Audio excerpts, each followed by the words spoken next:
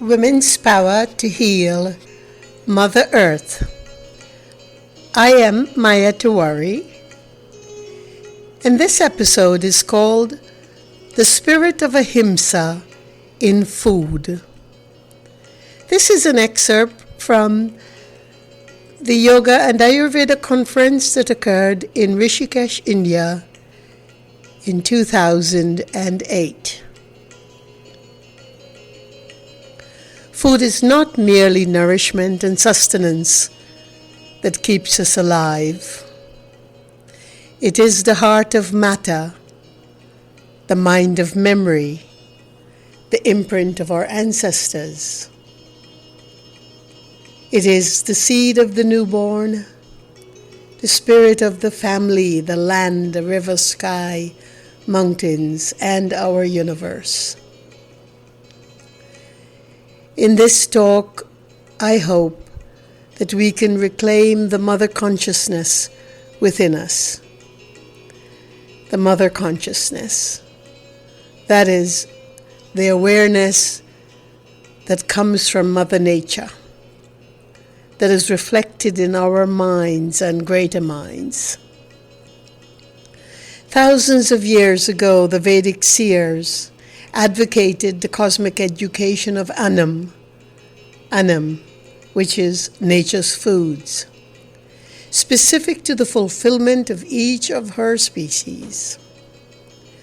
The rishis, or Vedic seers, inform us that what grows on the earth, plant, mineral life, is Annam, meaning that which we can call food for the human body.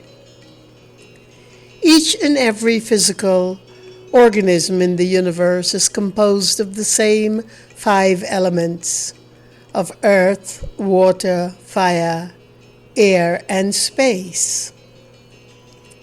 We are formed from the same ingredients as the trees and the sky, sun, and the grain of sand, or even the drops of rain. The 5 elements in our foods feed the 5 elements in our bodies.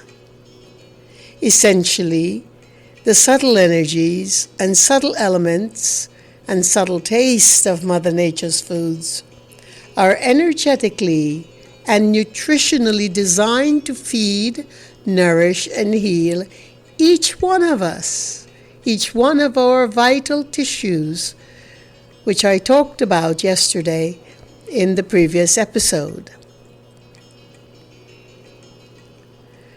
Representing 20% of the world population, the Indian continent, for example, has a golden opportunity to reclaim its ancestral wisdom in Ahimsa, to live a life of inner harmony and non-hurting is the greatest goal that a human person can pursue.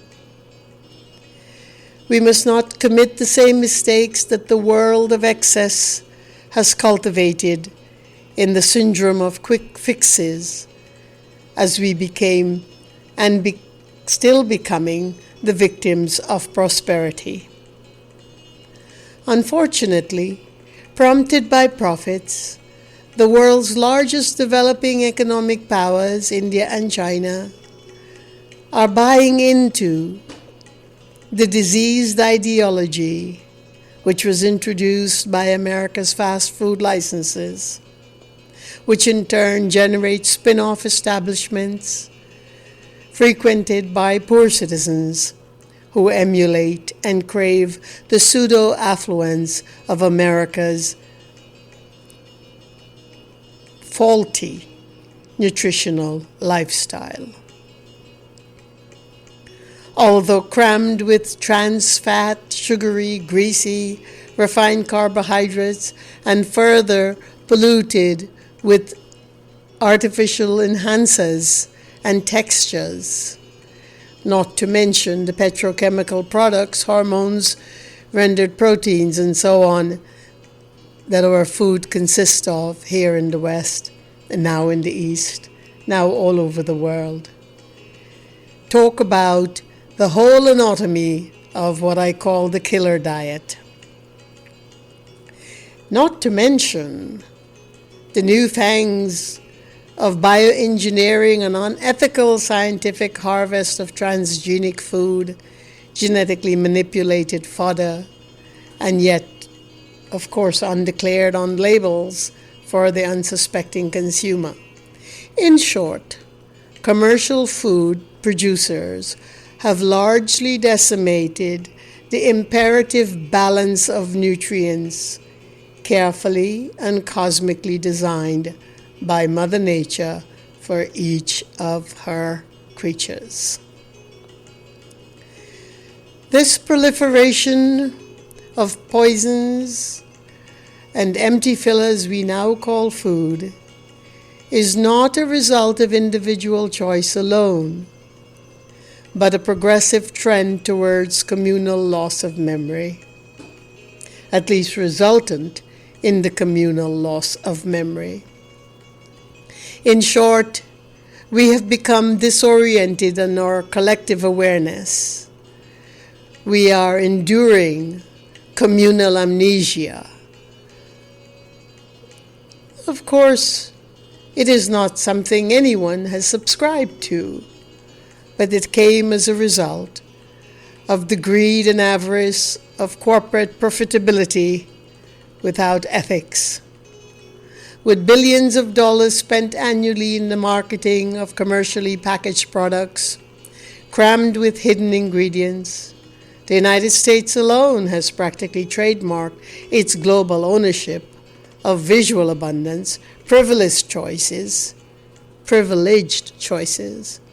disguised as glamorous food images that procure and attract the unsuspecting masses who are being methodically stripped of their ancestral values and who are quickly becoming a world of food addicts. Sadly, India, my motherland, is rapidly catching up with the decades-long unwholesome habits of the West. The food shopping list for the average householder in India is now glaringly similar to that of the householder in the Western world. Frozen, pre-cooked foods, packaged foods like pasta, cheese, noodles, biscuits, cookies, frozen concentrated foods, reinforced with an armament of additives, sugars, and preservatives, not to mention hormones, chemicals, etc. The greasy burgers and pizzas, the lifeless breads, grains stripped of their bran layers, exported food, transported unseasonably, harassed foods, hydrogenated and refined cooking oils, refined flours, refined white sugars, and packaged curd are now the new staple in the Indian household. Unfortunately, as we lose our health, we also lose the bond and the bearing of community and family. We succumb to diseases, to violence, because the spirit of Ahimsa in food also protects violence in our community, safeguards us.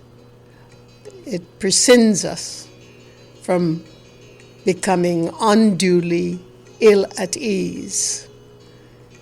And so food has tremendous impact on the way our mind function, in the way our emotions of harmony and serenity function, and of course in the way the vital tissues react in terms of health or disease.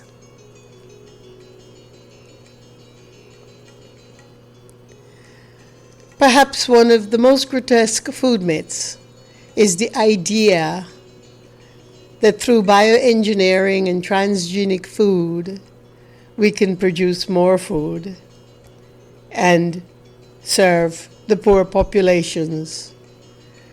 We can enhance the taste and have forever shelf lives But what we do not recognize in these new sciences is that by tampering with the DNA codes of a species of plant or animal, they are in fact plunking one species' unique set of memory imprint into that of another, creating massive mutation by melding, uninformed as it is, energetically dissonant memory forms together.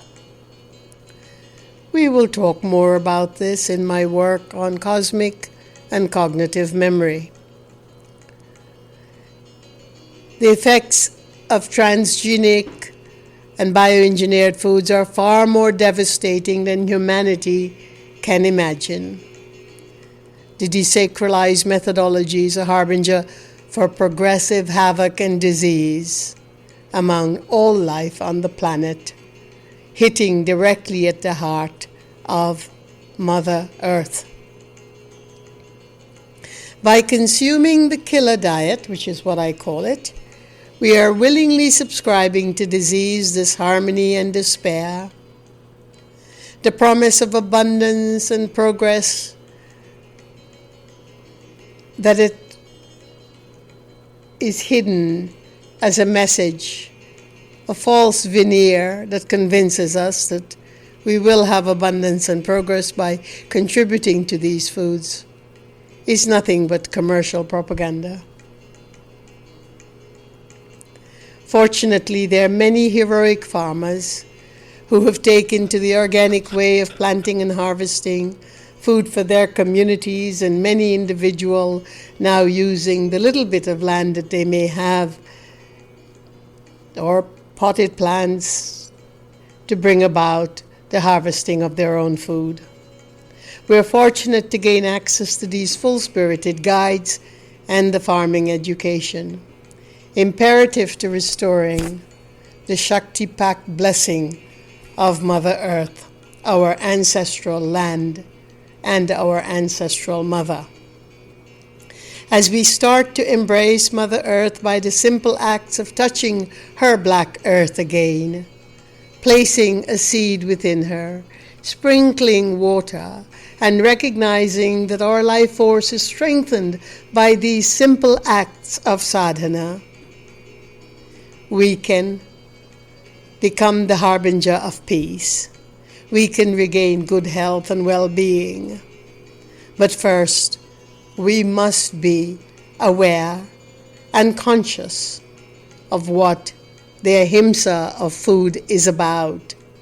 The earth must be honored as the most sacred if we are to maintain personal health, sacred humanity, and food for all. And as you know, I always say food for one must be food for all.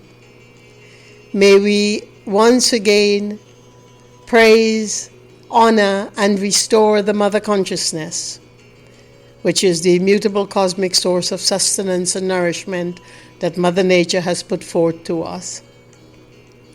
As an organic tender of the good earth, I will tell you that living by these sacred principles, honoring the self and nature, generates an abundance of individual health and communal harmony, because health is not separate from harmony, and one individual sense of being healthy and wholesome is connected to the wholesomeness and the salubriousness of an entire community.